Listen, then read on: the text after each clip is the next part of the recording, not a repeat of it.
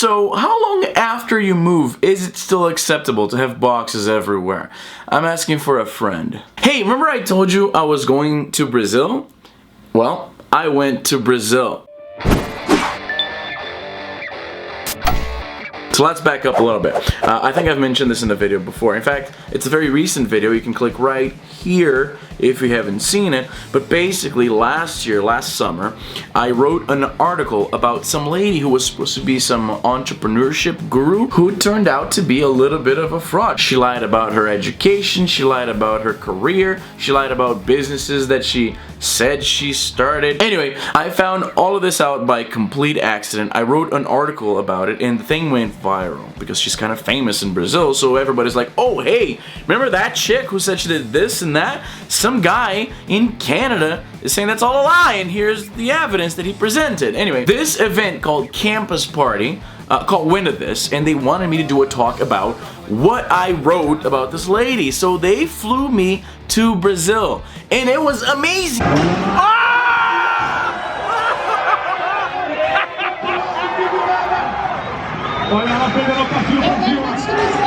Because I don't have the opportunity to go to Brazil very often. As I'm sure you know, I am Brazilian. The last time I had been there was in 2012. I haven't lived in Brazil since 2003, so the country has changed quite a bit. Whenever I go there, there's this mix of, oh, I'm back home, and holy shit, this is so different. But this was amazing. They even sent a car to pick me up. They had a guy at the airport with my name on it. It was amazing. I met a bunch of my content creator friends that I've admired and followed for so many years. It was amazing to walk around and have people recognize me and ask for autographs, ask for pictures. I felt like a celebrity.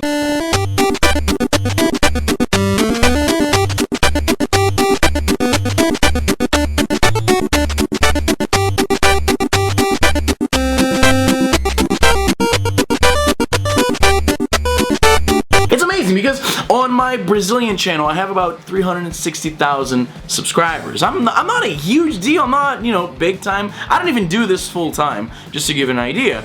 But it is a sizable audience, and it's easy to forget how big that is once you've become accustomed to that number, especially because I live in a place where nobody knows where I am. So to a lot of my friends who have even fewer subscribers than I have, my Brazilian friends, they live down there, they have even fewer subscribers than I have, but they are approached on the street when they're walking around, they're approached at events, people ask to take their pictures. That same kind of experience that I finally saw with my own eyes, that I finally went through, they go through that on a more daily basis. They experience that more frequently. So I think what I'm trying to say here is that because they're there, they are more aware of their quote-unquote internet fame than somebody like me. Oh yeah, and I forgot, United fucked up my flight, so they had to bump me to business class, which, let me tell you, will ruin your flight experience for the rest of your life from that point on. Because you already know economy sucks when that's the only option you have. You become acutely aware of how much it sucks when you've sat at business class, let me tell you. They serve ice cream! The other amazing thing too is that when you've been on the internet for as long as I have, there's gonna be some people who are going to hate you, and sometimes it's so easy to let that one person who hates you ruin your day somehow.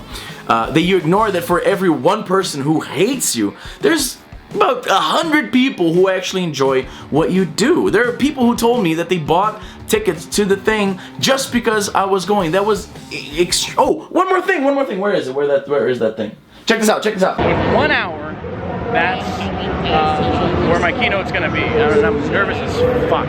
I told you, the lady that I did the dossier on was apparently studying the possibility of suing me. So during my talk, some people came up and they gave me this. This is a wooden, it's like a wooden plaque, and it's written like a Brazilian lawsuit, but it's all jokey. I would translate it, but a lot of jokes would be lost. But that's basically, it's like a little lawsuit. And they had me sign it on stage and everything. It was an amazing moment. The crowd went crazy when they gave me this. Tá assinado. So yeah, I'm gonna frame this and put it up. I can't believe people went through the trouble. This is lasered in, by the way. It is amazing. I loved it. So I just finished my keynote speech here. I was on this stage right here, and these are the people who showed up to see me talk for an hour.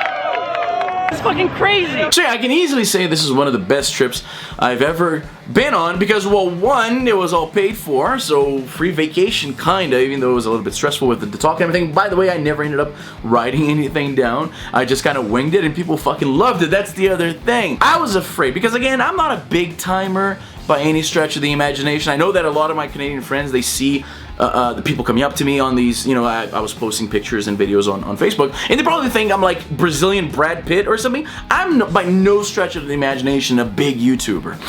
So because of that, I was afraid that not many people would actually turn up to hear me do my speech, and I was actually worried about that because that would be kind of embarrassing. Because can you imagine if you come from another country to do a talk, and you get there and there's empty chairs.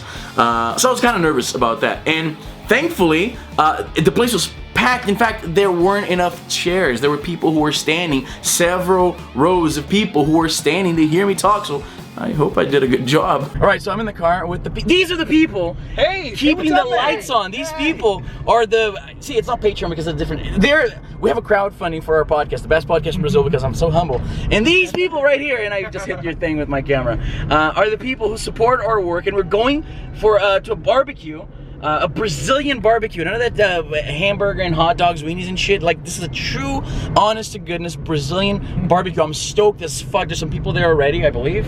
Yep. Right? If Andre's there, my co-host is already there. I'm super psyched. Yeah, it would be awesome. That's what's amazing about coming to Brazil. These guys put together a barbecue. There's video games going on here. There's food. Look at all these people here taking pictures and shit. Wow. There's food over there. There's some people here. Yo, say hi to Canada. Hi Canada! This was an amazing trip. I'm going back to Brazil in April. This time Rio, not São Paulo. Sorry, São Paulo. Or I guess you're welcome, São Paulo, depending on how you feel about me. I will be in Rio in April with the guys from my podcast, 99 Vidas, which, by the way, did you know we have a game? Go buy it. Right now! That's why we're gonna be there. In fact, it's because of the game. So it's gonna be exciting because that's the other thing too. I've only ever met 2 people of the 3 people that I record with. So Bruno, one of our co-hosts, I've never actually met the guy in person. In fact, Evandro, one of the co-hosts from 99 Vidas, I met him on this trip to São Paulo for the very first time, even though we've been business partners for years now. The internet is crazy. But yeah, unforgettable trip. That's all the time I have for today. I gotta go back to writing some cool shit so people will fly me to places that I want to go but I can't afford to go. How did I finish these things? Oh yeah. He's Izzy and he's done.